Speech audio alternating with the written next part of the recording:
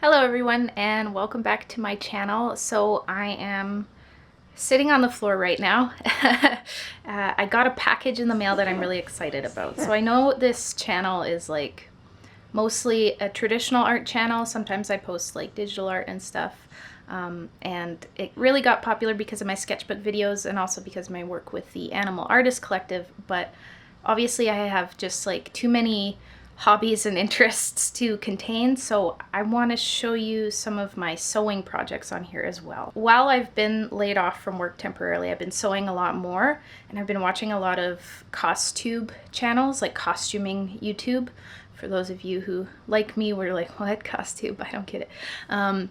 But I've been watching people like Bernadette Banner and Morgan Donner, and I just find what they're doing like really inspiring and really interesting. I've always liked sort of human history and costume history, and my second sort of idea for when I was deciding which college to go to was to do sort of theater and costume design. I couldn't find a good program for that, so I just sort of forgot about it and did graphic design and illustration instead. But I want to make a 9th/10th century historical practice costume, which is a tall order because that's obviously the Dark Ages, and they were called the Dark Ages for a reason, which means that not a lot of stuff survived, and I've been doing some research, but even when you find manuscripts, you know, like the Anglo-Saxon Chronicles and Asser's Life of King Alfred, they don't have illustrations. They're not drawing people, and they're not really mentioning what people are wearing either, because that's not important. They're more focused on military aspects of it and religious aspects of it and fighting Vikings and stuff. But I think that's really cool, like that period in England where you've got this clash of Christianity and paganism, and you know, this people who think they own Britain, but they didn't even come from Britain in the first place. So you're getting all these mixes of influences, and so that's going to appear in the costuming. And anyway, the reason I'm here right now sitting on my floor is that I got a package, which is my fabric. So I'm gonna open it. I'm very excited. I ordered this linen from fabrics-store.com. So if you're looking for linen, that's all they sell. It's kind of funny, I was just watching a stream with a Scottish streamer Toasty on Twitch, and she was watching like the space launch, the SpaceX launch. But here I'm going to open this fabric that I want to make a costume that's like 1,000 years old from. Cool.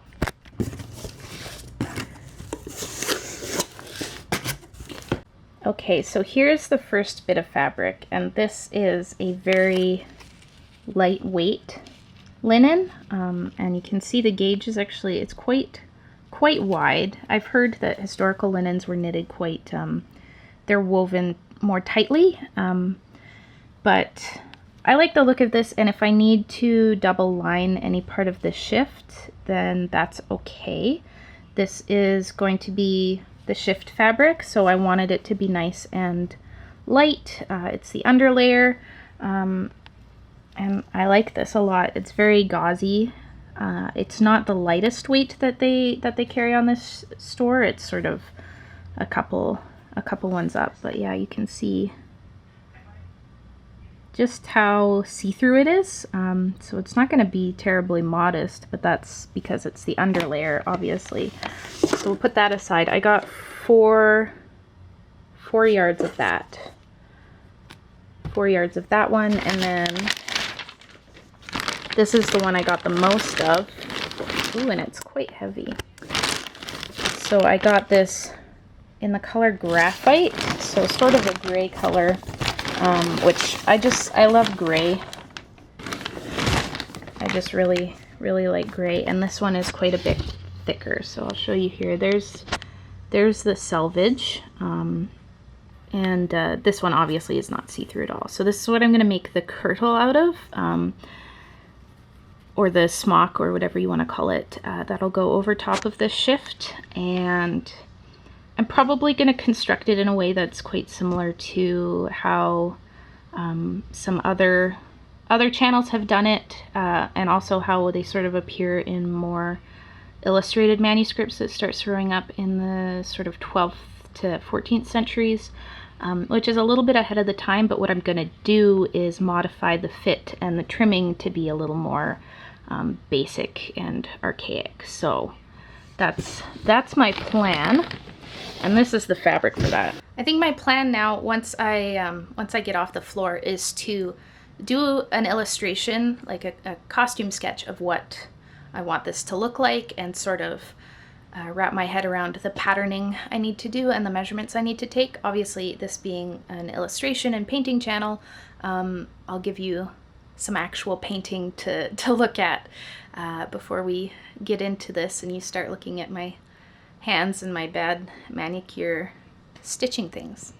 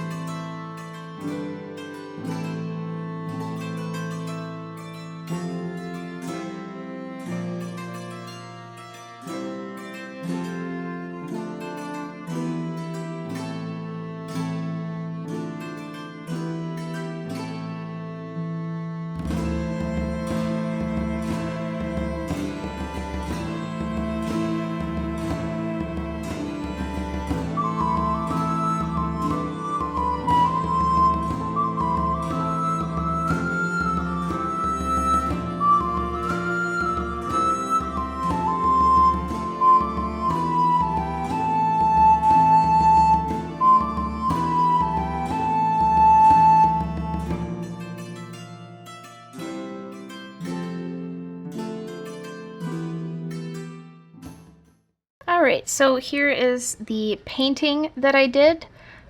Just sort of getting the idea down of what I want to sew, what I want to make. So this is a very simple costume, of course. Very, very simple. So you have here the medieval veil. A lot of the carvings, usually what I've seen anyway in my research, is carvings from this period, because those obviously withstand the test of time a bit better. Rather than illustrations.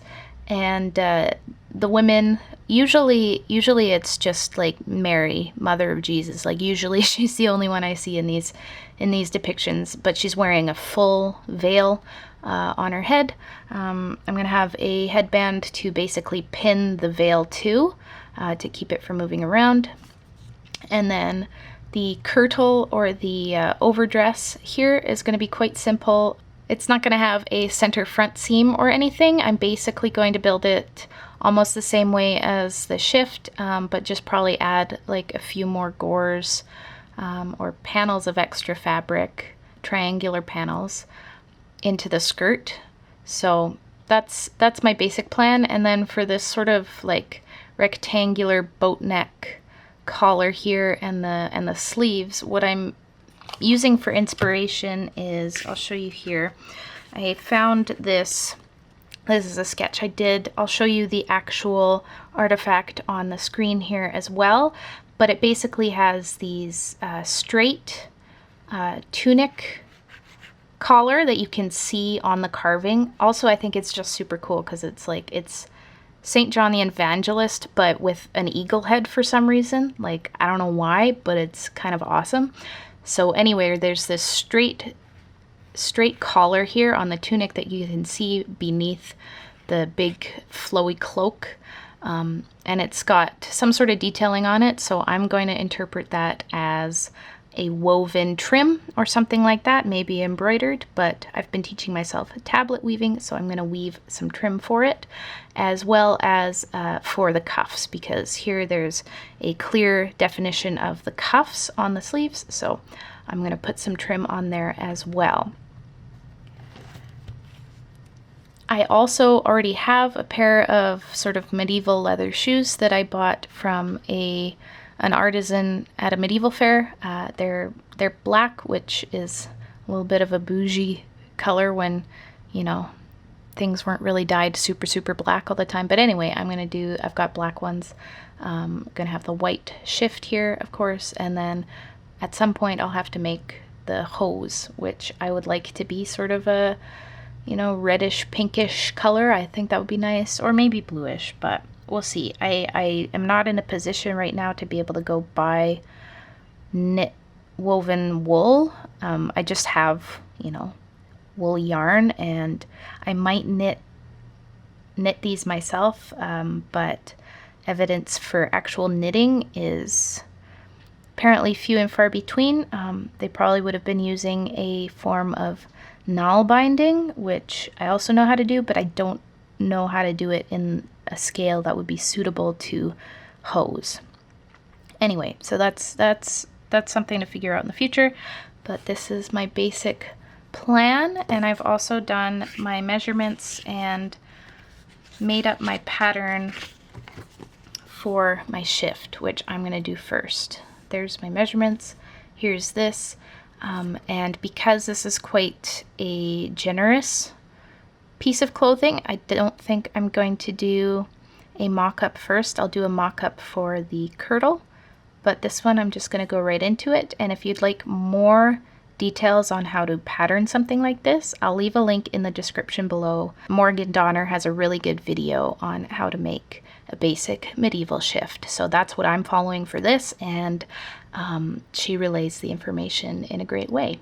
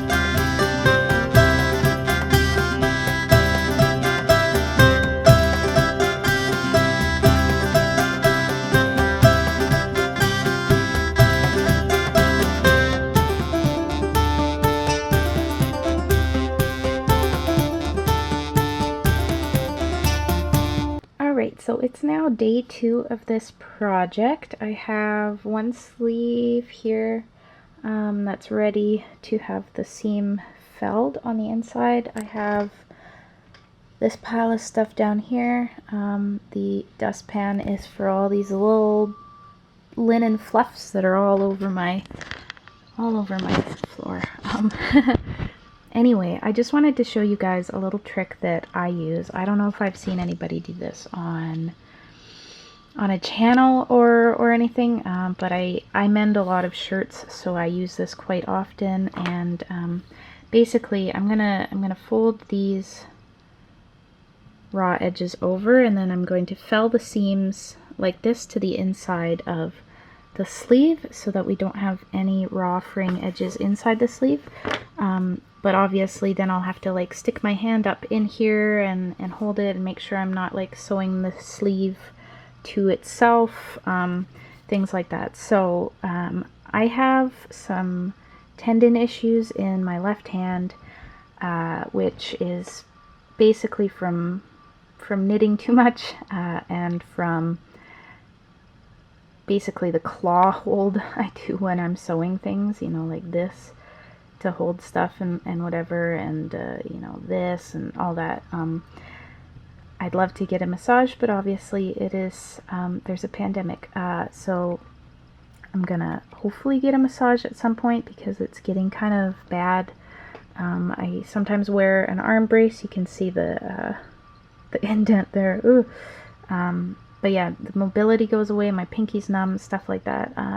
This is a recent development, and I'm not very thrilled about it. But what I do is I slide either a book or a magazine or a piece of cardboard. I have a rock that I use for darning when I'm darning sweaters or socks. But yeah, I just slide that in there, and then that way I can work flat and not run the risk of catching up the fabric on the bottom of the sleeve. Anyway, if that makes sense, that's my That's my big fancy secret sewing hack. It's probably not much of a secret. Hello everyone. I look a bit of a mess right now, but I'm working on the shift still. It's basically like the project that is keeping me from just laying in bed thinking about the state of the world and sleeping. So, you know, I've done what I could from where I am. I signed petitions, I donated a bit of money. I'm not really going to go into it, but I'll show you sort of where the sewing's at.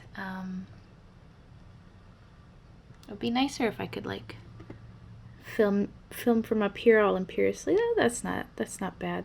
See, there you can see like the antlers on the shelf behind me. I like that better rather than seeing like my pile of shoes and crap over there. Anyway, I'm just hand rolling the hem for the shirt, for the collar I mean. I've got the sleeves attached, which actually went surprisingly well. That's probably the nicest attachment of sleeves I've ever experienced, and that's because they're just a straight circle. They're not like the armhole isn't curved or anything, and the sleeve isn't curved. It's just like straight against straight, and that's nice because it doesn't need that much shaping because it's an undergarment, an underlayer. So yeah, just working on the hemming. It'll be time to show you soon. And I just wanted to talk maybe a little bit, just to put some more talking in the middle of this video, about historical practice and why I'm interested in it. My family does some medieval reenactment already. My dad does IMCF style armored combat, 13th, 14th century, super cool. He's like the coolest guy I know. So this is like my side of it where I can make stuff, and yeah, I like sewing something to do with my hands. It's keeping me from going nuts. I took a few days off, not like fully off, but I was sewing like just a little bit and very gently and very slowly, and my hand is feeling better because I gave it a rest, and I've been drinking more water, trying to take care of myself, even though sometimes it seems kind of pointless. So this is the hem for the neckline. I tried this on. I decided how low I wanted it to go in the front, and then I'm just finishing up hemming the back. So you just kind of roll the raw edge down and then press it, and the linen's quite nice, so it'll press and stay generally where you want it to, even without me dragging my iron up from the basement. I guess I could, you know, iron in the basement, but I really need to sweep down there. I don't really want to bring my projects down there. They'll get all dusty just from being in like the vicinity of the basement. So yeah, that's looking good. And these here I'll show you are the attachments for the sleeve. So this is the shoulder seam up here. I didn't really need this seam, I guess. It could have just been the fabric, but because this fabric is such a light weave and so see-through, I kind of wanted the extra stability of having this shoulder seam up here, because now it's not just like the fabric, it's now in this place, you know, like 4 layers of the fabric, because it's seamed, and then the seam allowance is felled down with whip stitch. A few bunch of like raw threads still kicking around here, but I don't actually own like a nice pair of thread snips, so I bought myself a really cool pair that kind of like looks like funky and spiderwebby and gothic. So I ordered those from a place in Calgary called Traditional Stitch, I believe, and actually I just found them They do sell some wool, but I think they're more kind of embroidery based because they sell the wool in quite small quantities and it's expensive. So I didn't order any wool, but I did order linen thread. Right now for this one, I'm using a cotton blend. You know, like I don't super want to just be using polyester thread, but I have a lot and it seems to make more sense to me to use it up. And then after that, try to switch to just cotton and linen. The thing with thread is that like polyester will behave differently in the wash. So when you're washing a garment, obviously this one I'll be washing as a delicate, and so there shouldn't be any issues, but it will act differently than the fabric because it's made of different things than the fabric. So that's why you perhaps want to match your thread to your fabric so that the entire garment will behave the same way, if that makes sense. But yeah, you know, I don't want to just like let all this thread sit in my sewing room unused, or like have all this thread that, oh, I'm only gonna use it for like modern projects or whatever. So, but I did order some linen thread, and I'm excited to have that for the kirtle or the surcoat that I'm gonna make. Maybe I'll make a kirtle and a surcoat. Ooh. But yeah, that's where we're at. I'm gonna finish hemming this, and then I have to recut the gores. I cut them in a fabric saving way, but it makes it so that I have to do another seam. And I think I want them a bit bigger anyway, so I'm going to recut those pieces, attach them to this. I'll attach the gores with a running back stitch, and then basically fill all the seams and hem the bottom, and this will be done. The sleeves are a bit long, but I figure that way I can always like roll them up. And I do like the look when they like, you know, when the white sleeves peek out from behind the overtop sleeves. So anyway, that's where we're at. I'm sorry that I'm not like filming the whole process, but again, this is just my first time doing this, so I don't want to like give you the impression that I'm showing you how to do it, because I'm figuring it out, and it's also just easier to not sew on camera, to be perfectly honest. Although I am quite pleased with how my camera is handling all this like macro stuff. I say as it has trouble focusing. Haha.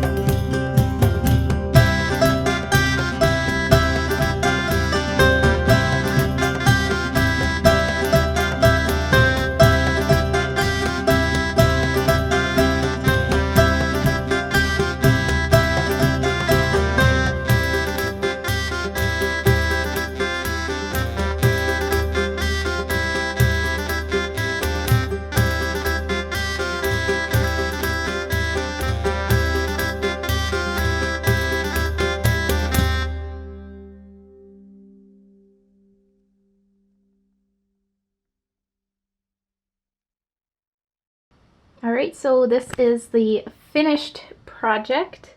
Hopefully you can hear and see me okay. This is the only full-length mirror in the house, and I don't normally film in the bedroom, as it were. But anyway, let's see. There, you can see there. Perfect. So it's all done now. This is how the neckline came out. I went for sort of a nice little scoop there. The shoulder seams sort of come off the shoulder a little bit, and I quite like that. I think it looks fairly elegant. Obviously I'm wearing clothes underneath it because it is so sheer, but this will be the base layer for any future costumes, and I will definitely be showing you the process of making those. The hem, I'll pull it up down here. I just did a nice loose 1-inch-ish type hem on the bottom, partly because part of the hem was on the selvage, so to hide the selvage in there, because obviously that's not very period accurate to have a modern machine selvage. The gores in the side are 12 inches at the bottom, so they add a nice bit of width to the garment, and it's very, very flowy. Let's do that without moving the camera, shall we? I quite like it. It's really nice, and yeah, again, a medieval shift or undergarment. When I wear this, actually I won't be wearing, you know, anything underneath. It'll be quite risque, but that's all right because everything else will cover it up, and I don't need much bust support anyway. Yeah, and overall I'm quite pleased with it. It was fun to do, but I'm also looking forward to doing something that is not out of this thin gauzy fabric, because that was a bit of a battle. But I hope you like, or at least appreciate, the final result. There, I'll back up. Now you can see all of me. You can see the Jaws poster I have in my bedroom. Haha. If you liked this type of video, please let me know in the comments down below, because I have like no clue if you guys are going to be into my costuming experience, exploration, what's the word I'm looking for? Experiment. Yes, my costume experiment. So let me know if you like those. Let me know if you liked the painting portion of this video as well. And stay safe, have lots of compassion for your fellow human beings. I'll leave some links in the comments below to where you can help out with the current situation of basically the whole world. Anyway, I hope you guys enjoyed this, and I'll see you in the next video.